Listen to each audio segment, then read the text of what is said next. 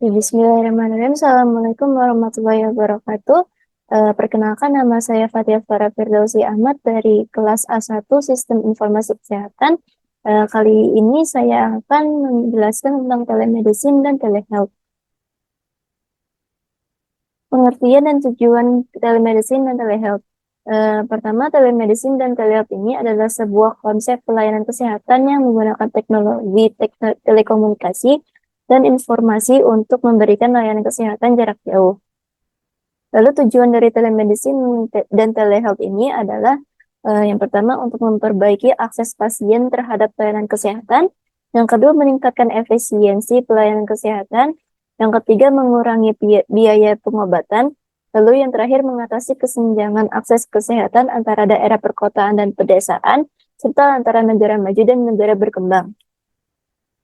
Telemedicine dan telehealth ini memungkinkan tenaga kesehatan untuk mengakses informasi pasien dari jarak jauh, lalu melakukan konsultasi dengan spesialis, serta melakukan pengawasan pasien secara jauh. Teknologi ini juga dapat membantu penyedia layanan kesehatan untuk mengoptimalkan penggunaan sumber daya dan meningkatkan efisiensi operasionalnya. Lalu ke teknologi dan aplikasi telemedicine dan telehealth ini. Yang pertama, konsultasi dan tindakan medis jarak jauh. Konsultasi medis dapat dilakukan melalui telepon maupun video conferencing, lalu memberikan tindakan medis jarak jauh. Lalu yang kedua, pengumpulan data kesehatan. Teknologi sensor dan perangkat pengukuran dapat digunakan untuk mengumpulkan data kesehatan secara menerus-menerus. Lalu yang ketiga, aplikasi mobile dan platform online digunakan untuk memberikan layanan kesehatan seperti pemeriksaan kesehatan, pengobatan, dan manajemen kesehatan. Lalu yang terakhir ada untuk telemonitoring. Teknologi ini yang memungkinkan pasien untuk memantau kondisi kesehatannya sendiri, serta mengirimkan data kesehatannya ke tenaga medis secara langsung. Lalu ada tantangan dalam implementasi telemedicine telehealth ini. Yang pertama adanya keterbatasan infrastruktur. Beberapa wilayah, terutama daerah terpencil, ketersediaan infrastruktur untuk menghubungkan pasien dan dokter secara virtual masih sangat terbatas. Lalu yang kedua, ketersediaan dan kualitas jaringan. Tidak semua daerah memiliki akses ke jaringan yang stabil dan cepat. Lalu yang ketiga, masalah regulasi. Kebijakan dan regulasi yang berkaitan dengan telemedicine dan telehealth ini masih belum seragam di seluruh wilayah. Lalu yang keempat, perlindungan privasi dan keamanan data. Ini melibatkan transfer data medis sensitif yang melalui internet dan jaringan lainnya, yang membuatnya rentan terhadap ancaman keamanan dan privasi. Lalu yang terakhir ada keterbatasan aksesibilitas teknologi.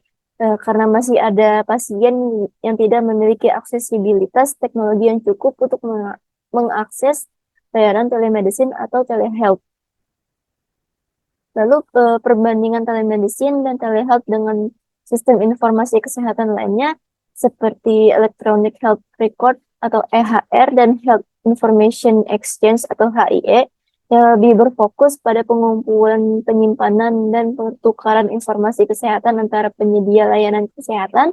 Telemedicine dan telehealth ini lebih berfokus pada pelayanan kesehatan jarak jauh yang melibatkan teknologi. Lalu secara keseluruhan, telemedicine dan telehealth ini dapat dianggap sebagai bentuk spesifik dari sistem informasi kesehatan yang memanfaatkan teknologi untuk memberikan layanan kesehatan jarak jauh. Sedangkan EHR dan HIE ini lebih berfokus pada pengumpulan, penyimpanan, dan pertukaran informasi kesehatan. Lalu di sini ada perbandingan telemedicine, telehealth, dan EHR, HIE secara lebih lanjut. Pertama dari fokusnya, telemedicine, telehealth ini lebih berfokus pada pelayanan pasien secara jarak jauh. Lalu EHR dan HIE ini lebih berfokus pada pengumpulan, penyimpanan, dan pertukaran informasi kesehatan. Lalu secara teknologi, telemedicine dan telehealth ini melibatkan teknologi untuk menyediakan pelayanan jarak jauh, sedangkan EHR dan HIE memerlukan teknologi untuk mengembangkan sistem informasi kesehatan yang dapat menyimpan dan mengolah informasi kesehatan.